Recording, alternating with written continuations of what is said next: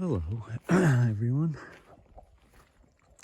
So, I have a birthday today, and I was thinking about something, and I wanted to share my thoughts on it.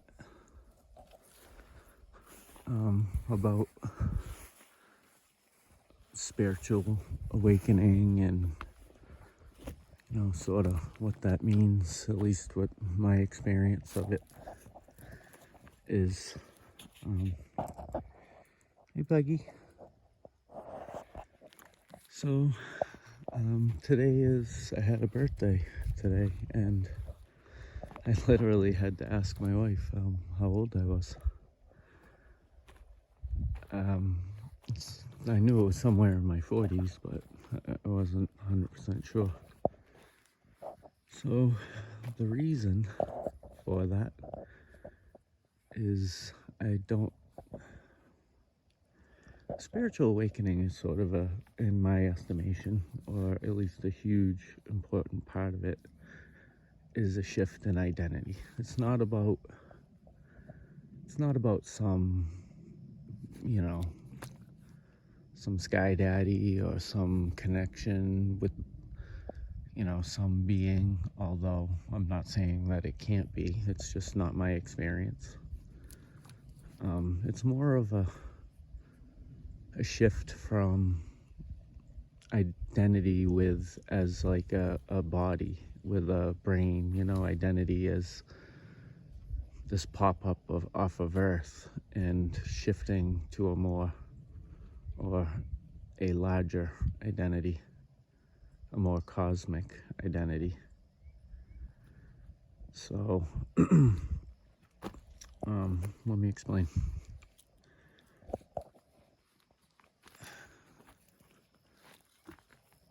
So, I believe there's something more. I mean, it's pretty obvious. Any of us can kind of intuitively know that there's something more fundamental than our body and our brain. Our body and our brain are both a giant clump of memory. I mean, think about it. Our body is a compilation of genetic memory, evolutionary memory, like a parental lineage memory, memory of literally the elements within our body hold the memory of, their very creation, and supernovas, and the memory of everything that it's seen and been throughout time. And what about our brain? Our brain has literally, and our senses have recorded everything since the day we were born. Somewhere in our memory, we remember, being a baby and being held by our mother. We remember our first grade teacher. We remember traumatic events literally stored in our very cells. It's all memory. Everything we've ever heard, smelled, seen. I mean, how many people have smelled something and it'll take them back, like, to when they were a kid? I mean, you can be 70, 80 years old and smell something and it'll trigger a memory from 60 years ago. Same thing with music. How many people have listened to a song that will trigger memories that they didn't even know they had? I mean, there's articulate memory, there's inarticulate memory, there's all sorts of memory. So, if the body and the mind are a big clump of memory, then there's something more fundamental. And everybody knows this. I mean, just think about it. Isn't there a part of everybody that feels like they haven't aged at all? Like, still feels like I mean, depending on how old you are, the older you are, the more you've experienced it. You look in the mirror and you see this aged old body, but inside you still feel young, you know, there's a part of us that's timeless. It is truly timeless. You know, it doesn't feel the process of aging. And so what is that? You know, to me, I'm pretty sure, well, I know it for myself, but I mean, you know, everyone needs to come to it in their own time and in their own way. But that's the thing that's more fundamental. I mean, we've been misidentified all this time with our mind. You know what I mean? And we can't be our mind. We have a mind. You know, you can never be something you have. So if you have a body and you have a mind, how can you be it? It's like saying, I have a car. Oh no, I am the car. No.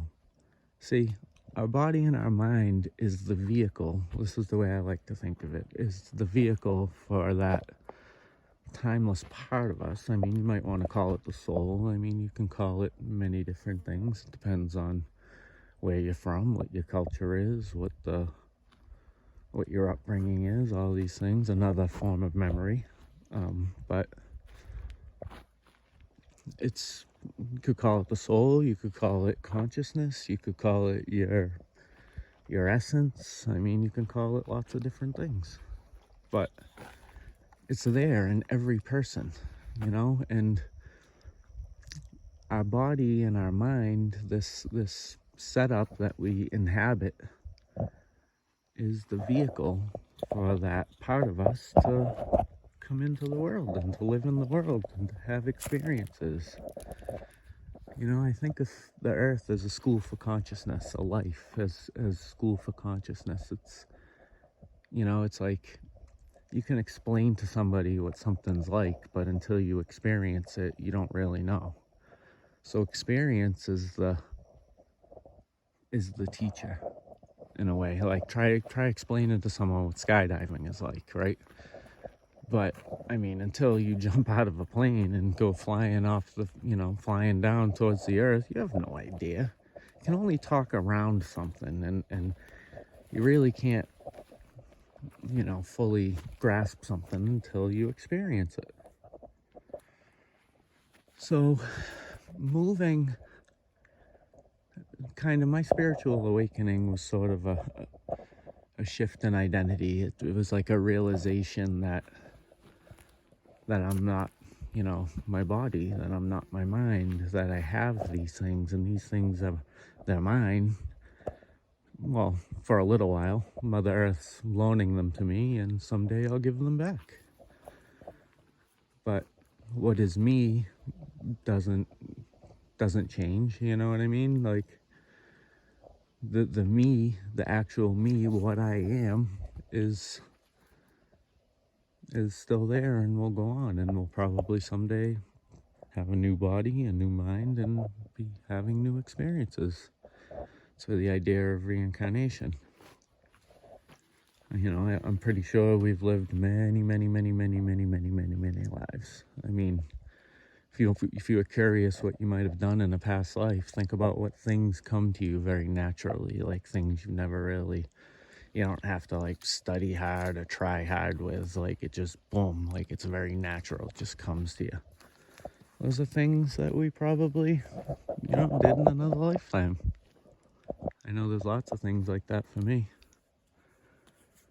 So yeah, beginning to identify less with the body and more with that part that doesn't feel like it's aging, that feels as young as it's always been. It's timeless, it's ageless, it's formless, and it really doesn't have identity. Like all these things I think of identity as roles we play. Like I play the role of husband, I play the role of my name, I play the role of, you know, an occupation. Like I play all these different roles. These are all hats I wear, but not a single one of them is me. So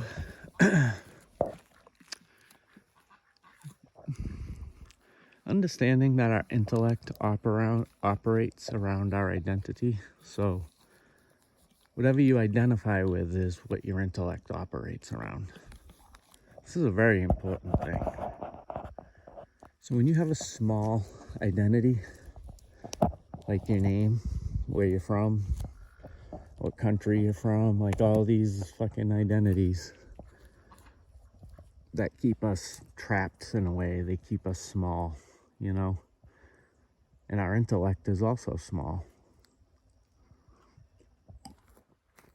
And it never really can grasp things outside of that. So when you have an expansion of your identity like that, say, when you take on a more cosmic identity, our intellect has the possibility to expand in huge ways. Our mind expands, our life expands, our whole being sort of expands. And we see everything from a different perspective, a bigger perspective. We see more say the purpose of things, like understanding that life is a school for consciousness and experience is really the wealth of the universe and the wealth of souls and being. You know, the beings who have had the most experiences, whether they be good or bad.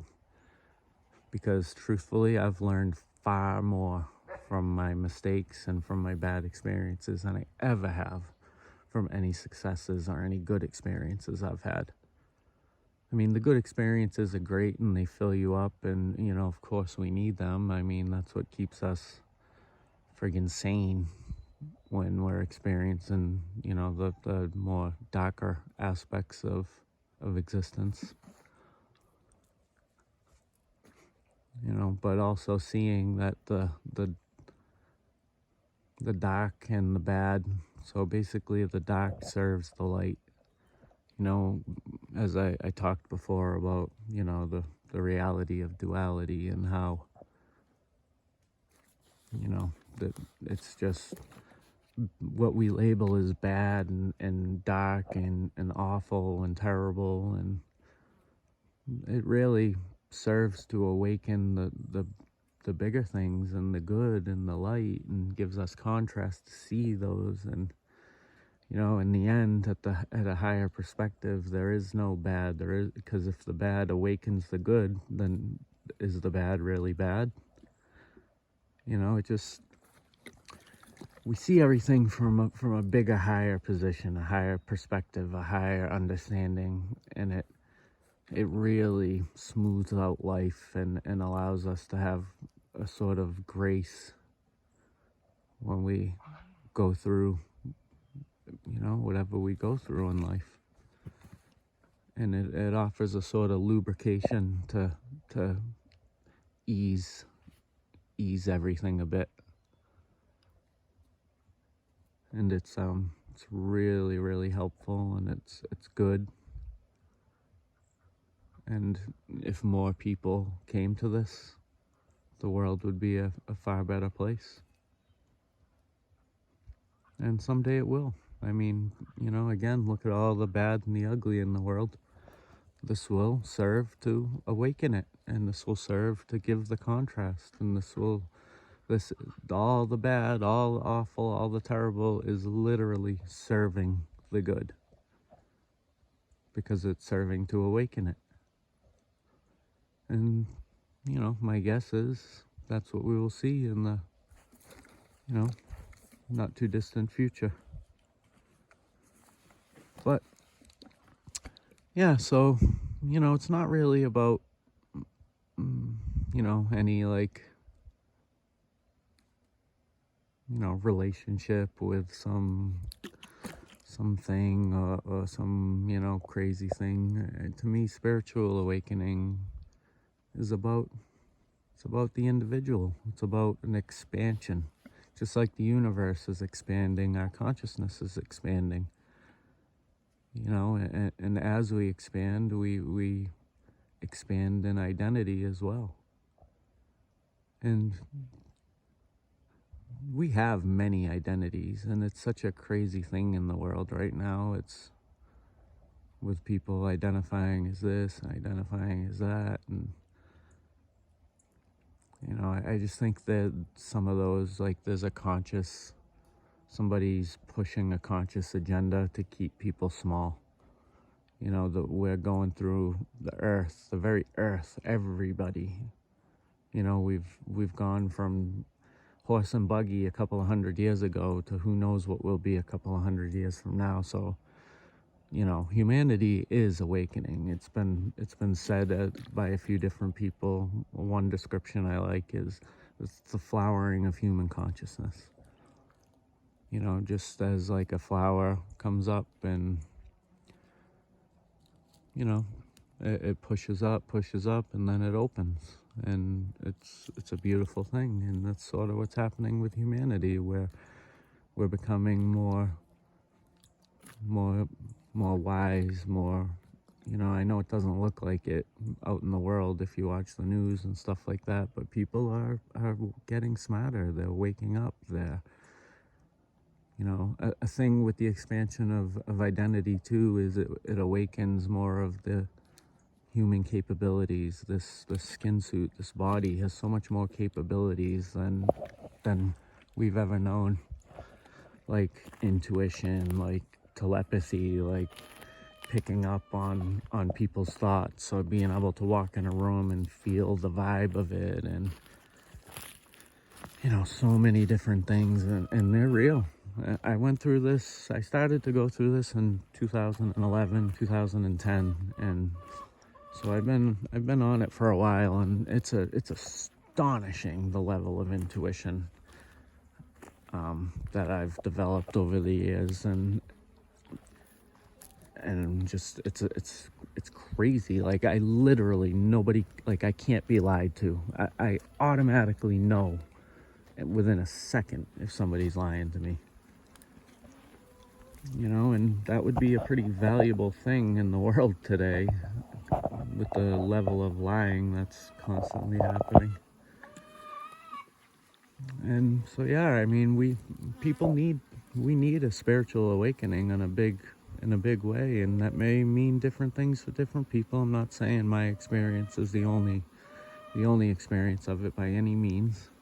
Just sharing my experience and what it, you know, how it happened for me, and how it's, you know, it's a constant thing too. I mean, we're expanding all the time. It's not like you hit, you know, boom, that's it and you're done. Like, it's a constant process, and it's a process of continuing growth. So, you know, there's a quote by Bruce Lee that says, he's talking about water. He says, you put water into a cup, it becomes the cup. You put water into a teapot, it becomes a teapot. Into a glass, it becomes a glass. And consciousness is kind of the same way. You put consciousness into a human, it becomes the human. Put it into a tree, it becomes the tree. Put it into a blueberry, it becomes the blueberry. Put it into a dog, it becomes the dog. Or a blade of grass, it becomes a blade of grass. Like, consciousness is in everything. Everything has a certain level of consciousness.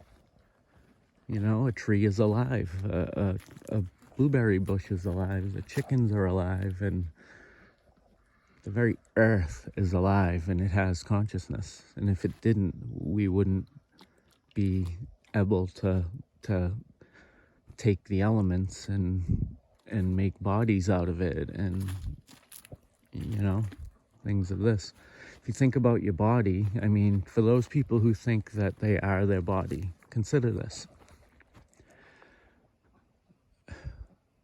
Say a blueberry bush, right? It starts as soil. That becomes the blueberry bush. That becomes the blueberry that you eat, that now becomes your body. And then it goes through your body and eventually becomes soil again. So how can that be you? That's a process, isn't it? And at the end of it, your whole body will be turned back into soil. So how can that be you? Same thing with water. All your blood, right? Your blood running through your body and all the water, 72% of our body is water. I mean, at what point does the water become you? When it passes your lips? And then when you sweat it out, it's not you anymore, it's sweat. Or when you pee it out, it's not you anymore, it's pee. You know, like, we need our body. We are not these bodies. These bodies are soil and elements, earth and water, and, you know, even the electricity and the heat generated, the chemical reactions that cause, you know, fire, which is heat, and there's air, you know, the oxygen, and, you know, like, how can we be those things? You know, the tree breathes out oxygen, it breathes in carbon dioxide and breathes out oxygen. We breathe in oxygen and breathe out carbon dioxide. We literally, there's a circle that we share the breath with all these trees. And so the air isn't us. I mean, we're so connected to everything, each other, you know. I think of consciousness as, you know, we consider ourselves all separate, but we're not. We're all we're all bubbles in the soup of consciousness, you know. And we're far more connected in this world and to each other than people might understand, which is why things like intuition and being able to read things and understand things on a through a sort of vibe way rather than, or just intuitive way. It's beyond words. We don't really have like a ton of language to describe all this yet. But they're real. And, you know, when we shift out of this little small identity of the body and of the mind, we start to awaken these, and we start to have these understandings, and they're knowings. It's just something, you know, in your core. It's, you know, it may be hard. It's hard to explain. We can only kind of talk around it. It's like that. Like, you don't know what skydiving. Well, it's hard to explain what it means to be, to identify as something bigger, and like to embody that and to experience that. We can only kind of talk around it. When you experience it though, you'll understand it in a better way, and we all sort of need to. And how do we get there? I mean, I don't know. It's different for everybody, and, you know, some parts of it are different, but some parts of it are similar.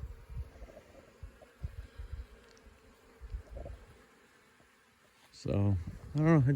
I just wanted to share that, and, you know, it's good. It's a good thing, and it's,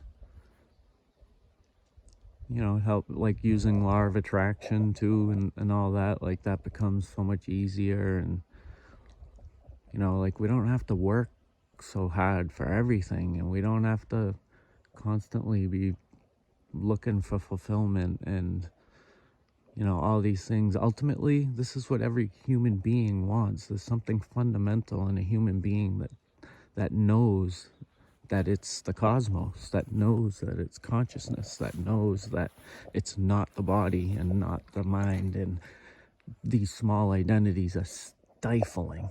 They're stifling. And a human being wants to expand. It knows that it's bigger than that. And it wants to burst out of that little small identity. So every small identity, it causes suffering in a way, because the human being wants to expand, wants to grow, it wants to experience, it wants to be everything.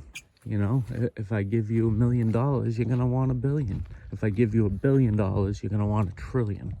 You know, isn't everybody experienced that? Like, no matter what you think will make you happy, once you get there, you realize that it's temporary and that you want more. So contentment only comes when we get what we truly want, which is, a sort of journey back to the creator. And there is a creative intelligence. I mean, there's an intelligence inside our bodies, right? That takes a piece of bread or a blueberry and turns it into a human being over a couple of hours. Human beings can't do that. As smart as we are and all the tech and all the great things humanity's done, we can't take a piece of bread and turn it into a human being. But yet there's an intelligence that does it all day long. And we can eat the same piece of bread and my body will turn it into me and your body will turn it into you. And it's not just like evolution, that's perfection of design. I mean, look at everything. Look at how tenderly balanced everything is. That's the sort of ridiculous intelligence and the audacity that designed it. That a human being is so fragile. If you just take your breath for a couple of minutes, poof, you're gone. You know what I mean? Like how fragile is a human being in this world? Like, but yet look at everything humanity's done. Look how sturdy it is too. Look how tenderly balanced like all ecosystems are, and the food chain and the food web and the web of life and the web of the cosmos, and how like how the solar system orbits and the planets orbit, and if things got just a little bit out of whack, everything would spin out, but yet it's like clockwork, it's literally perfectly balanced. And it's so stable, yet so fragile. There's an intelligence at work in everything. I mean, if you just look at an ant, I mean, even the smallest, tiniest, even a bacteria, there's just the attention and design in it. This isn't just evolution. I'm not saying evolution isn't part of it. Yes, things evolve, but there had to be a starting point too. Like, there's definitely, undeniably, an intelligence at work all around us when you really have eyes to see, the intricate way that everything is weaved together. And it's just like an impossibility that all this just popped up by accident. Impossible. But yeah, so I don't know. Contentment comes when we expand. That's what we want to do. Start expanding. I mean, everybody can kind of see. Start learning up. Start trying to see the bigger things. Start trying to understand that, like, see that you're not your body and you're not your mind. Like, try to understand how, contemplate how when water passes your lips, it becomes you. So the reason they say meditation is very important in doing this is because that's such a loaded word now, and so many people do it wrong, and there is a right way and a wrong way. Okay, and sitting there with your eyes closed thinking is not meditating. Right? Meditation is there's visualizing, and like doing visualizations is great. I'm not knocking it. I'm not saying that doesn't have a place, because it totally does. It's just here's what meditation is supposed to do. When you sit and you close your eyes and you kind of fall back into yourself, it's sort of creating just a little bit of space between what is you, that timeless part of you, that part that in the back that is like aware of everything, and the body and the mind. We're just trying to create a little bit of space there with the body and with the mind. So we do this by focusing on the breath. The breath is the bond with the body. Like we were saying, if you take that breath away, poof, you're gone. You can go 3 weeks without food, 3 days without water, about 3 minutes without air. Air is the element. It's the bond with the body. Without air, poof, everybody's gone. So, we focus on the breath in and out, and that gives our mind something to do. You can think of meditation as awareness training. It's moving into the awareness and out of the brain, like out of the mind, out of the thoughts. So these days I think of my brain as it's like my tool. Like, I do a lot of construction, I built all that, so I'm very familiar. I wear a tool belt a lot of times, and I think of my mind much as I do a chisel. I use my mind when I need to use it to figure things out, to add things up, to problem solve, to attract what I want. Like, I use my brain, my mind when I need to. And when I'm all done with it, I put it back, just like I would a chisel, just like I would a hammer or a tape measure. I put it right back in my tool belt. And, I sort of, what is me, that timeless, ageless, formless part, is just exists. I just be. So that part of us there, it's in being, not doing. And meditation is sort of that. It's a time where we stop doing. Thinking is doing, you know?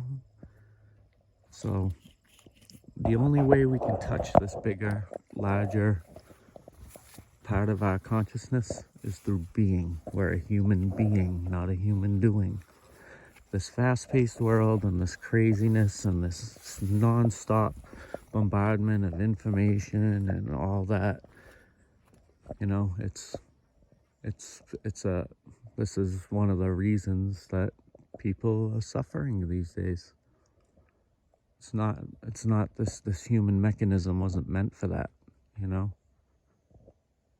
and I'm not saying, it's fine. Like, we exist here, we do gardening and homesteading. I spend a lot of time outside, away from the bombardment of information and all that, but I'm not like off grid or anything. I still live in the world. We just have one foot in and one foot out. It's just a balance between having time to be and then having time to do. And if you just bring a little bit of that balance into your life, go out and spend a little time in nature by a river. Close your eyes and just listen to the sound. Spend some time in being. And this will help. This will help. Just like we all gotta, like, there's peace, there's contentment, there's fulfillment. There's everything we've truly been looking for. There's expansion in it. And this is what we all want, fundamentally. I'm not talking about worldly wants. I'm talking about the innermost desire that we do a million different things to try to fulfill, but at the end of the day, it's temporary fulfillment because there's a more fundamental desire. So, that's the path to it. And I'm not going to try to, I wouldn't presume to